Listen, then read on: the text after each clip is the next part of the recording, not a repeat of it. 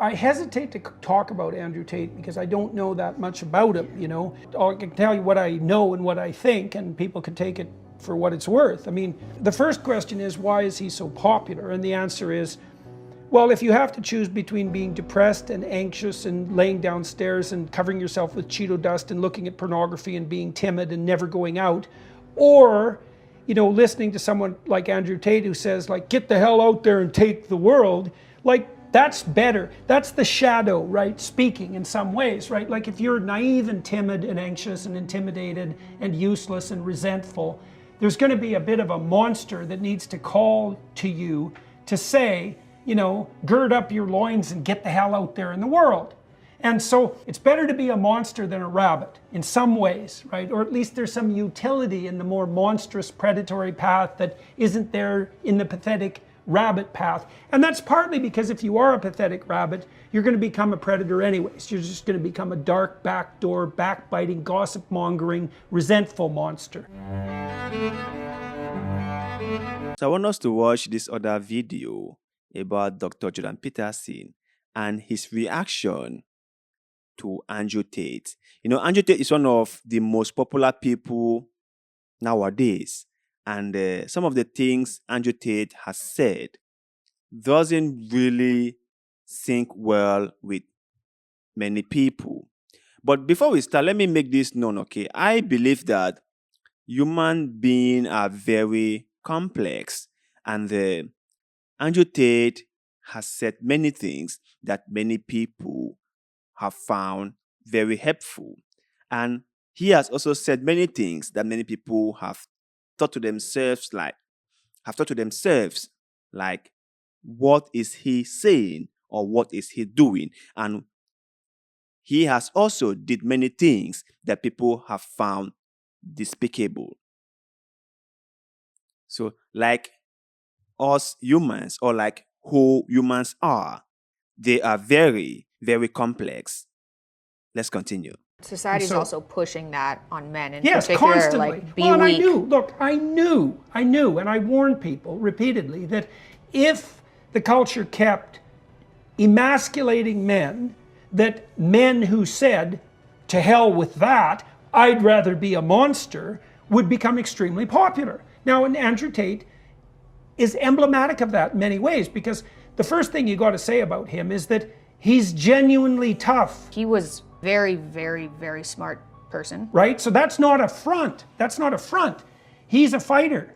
And you can't take the courageous element of being a fighter away from someone who will actually step in the ring.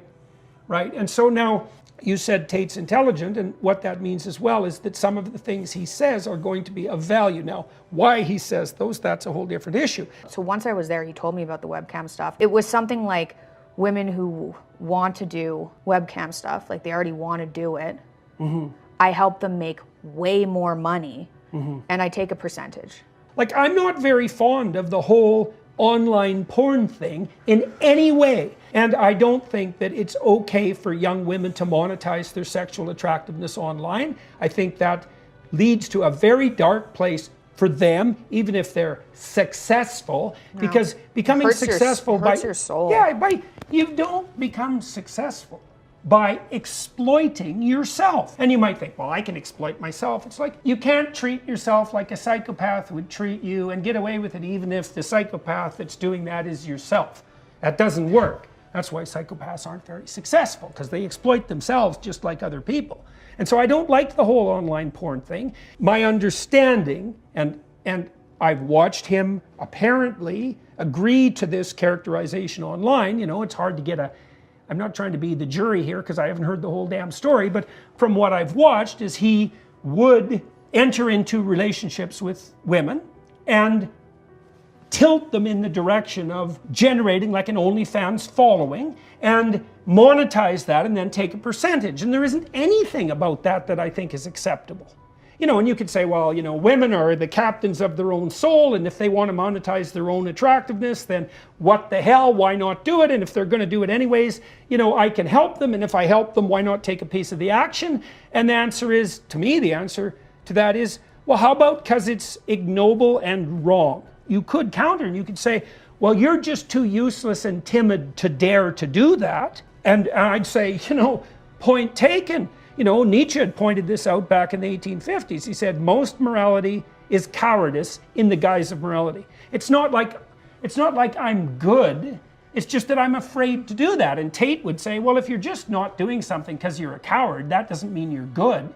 And whereas I'm forthright and tough, and look at me, I climb into the ring, and I can entice women into sex work online and take a cut, and why the hell shouldn't I? And I think that if you're a timid and reprehensible, resentful, bottom-dwelling male, that's going to look like an attractive alternative. But it's not the highest form of human behavior, right? It's not acceptable. Like, I think pimps of any sort I truly believe they're amongst the most contemptible of people.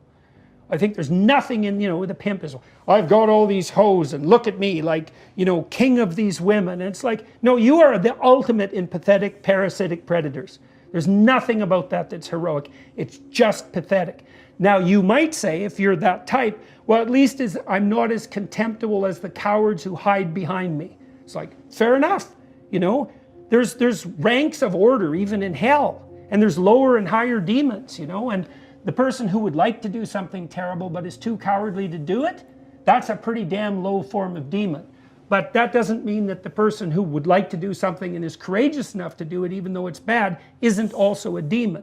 And so, I think fundamentally that Tate serves his immediate self in this like impulsive, gratifying manner. And I think that goes along with his, look at me, I'm in a Bugatti. It's like, fair enough, man, in some way. Yeah, and I think this is maybe some people might say contradiction about Andrew Tate, is that I will put it like Ben Shapiro said, right? Andrew Tate has diagnosed most of the problems that we face, that the youth nowadays face. Andrew Tate has diagnosed most of this problem, but his solutions to the problem is the thing that most people do not agree with. That they really do not find anything wrong with what he is saying or with the diagnosis that he has carried out. But their only problem is the antidote to those problems. That what he is recommending that people do is kind of like not morally okay with them. And it's very simple, right? So people have different approach to solving a problem. Some people will take the moral high grounds. Other people will go as low as they could go, but just to get the problem solved. And at the end of the day, I think the question we should be asking ourselves is, did we finally accomplish the goal? Was that particular problem solved? And how are we doing right now? Are we way better off than we were before we took the actions to resolve whatever we were going through? So I think that Andrew Tate is somebody who is doing his best to put the world into shape, to put the world in order.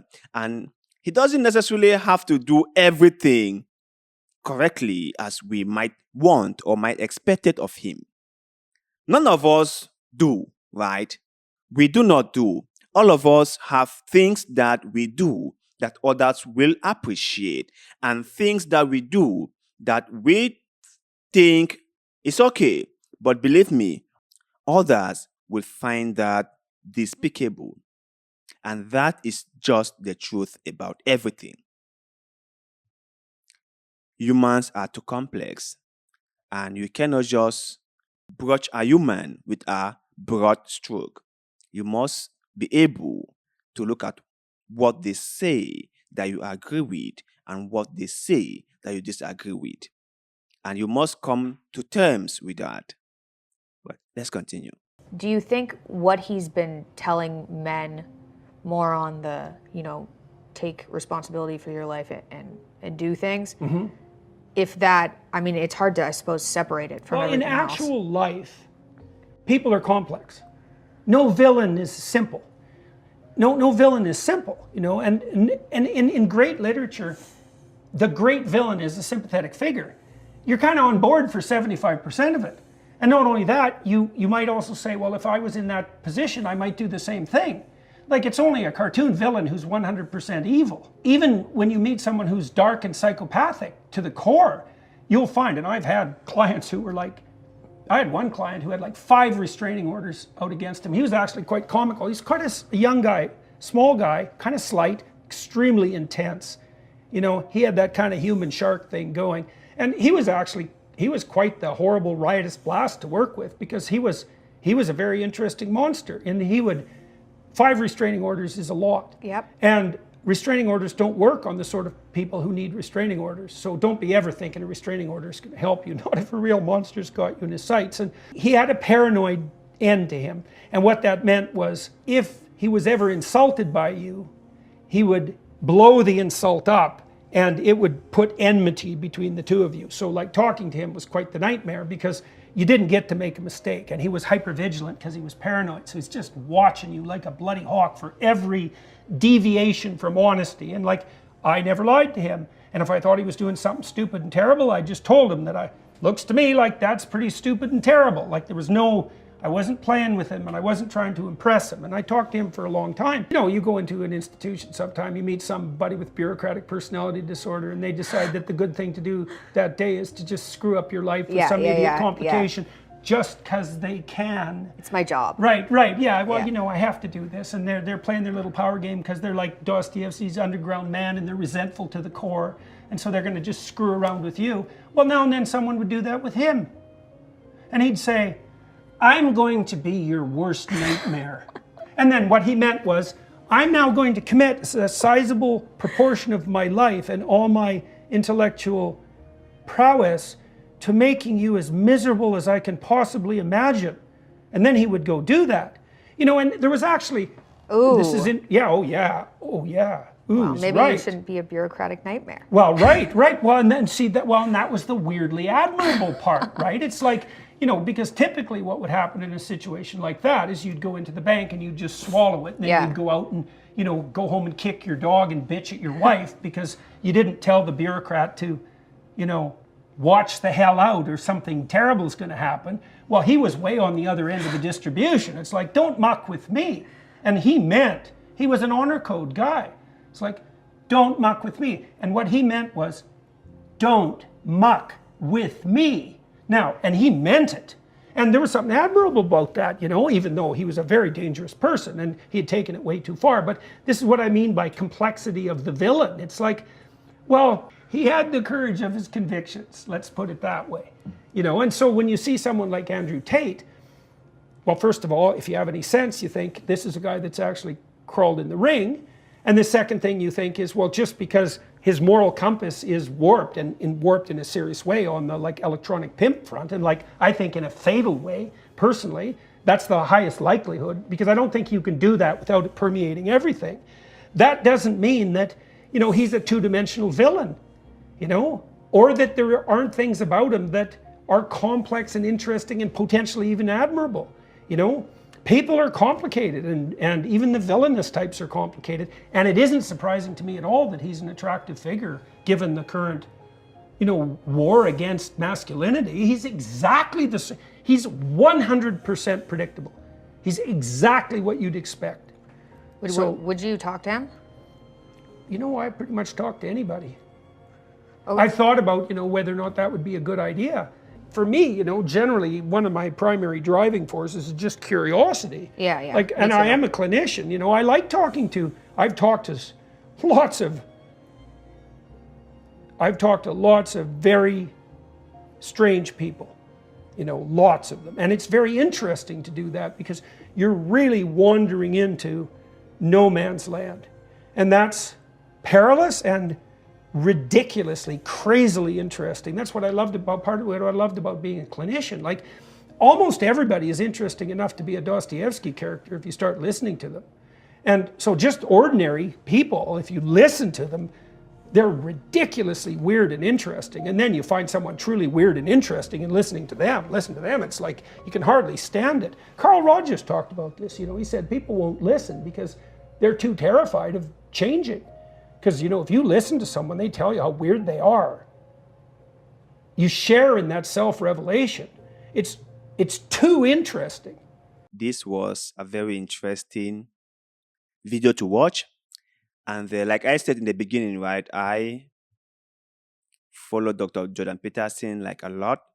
And I like his messages, okay? Just so we are clear. Even though some of the things he says, I really do not agree with. But most of it is okay. Like I said in the beginning, same goes with Andrew Tate. Some of the things he is saying, I totally agree. But some of the things he has done or he is saying, well, I do not agree with that. But I believe that everyone is entitled to their own.